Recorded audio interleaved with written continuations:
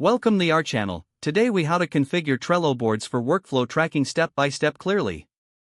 Open Trello and create a new board by clicking the Create New Board button. Name your board according to the project or workflow you want to track.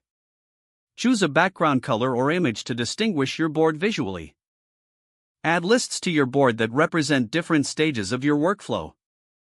Consider using standard names like To Do, In Progress, and Done for clarity. Click on Add a List to create your first list. Continue adding lists to reflect the steps in your process. Next, create cards for each task or item within the relevant lists. Click on Add a card under the appropriate list to input a new task. Give each card a descriptive title to easily identify the task. Open each card by clicking on it to add more details. Include a description of the task, due dates, and any relevant attachments. Use labels to categorize cards based on priority or type of work. Click on Labels on the right side of the card to select colors and names for your labels.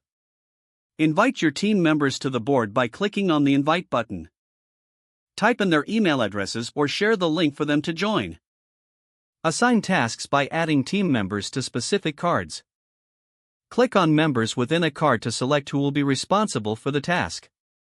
Set due dates to establish deadlines for each task. Click on Due Date in the card to choose a specific date and time. Utilize checklists within cards for detailed task management. Click on Checklist to add individual steps within a larger task. Monitor progress by moving cards between lists as work progresses.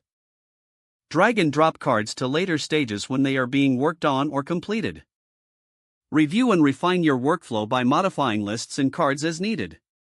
Regularly check in with your team to ensure everyone is on track. Make adjustments to your board layout for better visibility if necessary. Remember to archive cards and lists that are no longer needed to keep your board organized. Don't forget to like this video and subscribe to our channel for more step-by-step tech guides.